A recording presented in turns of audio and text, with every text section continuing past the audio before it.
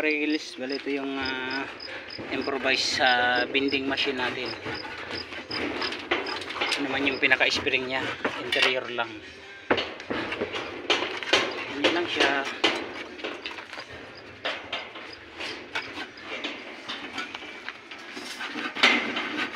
Ayan, mag-binder naman tayo. Let's go. Ganyan. Binder tayo mga ka-reels.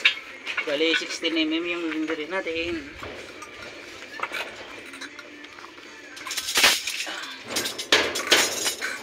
Yan, it's so easy. Tapos balik pa rin natin. Ito yung gagawin natin, tawag dito is parilya, yung nilalagay sa puting.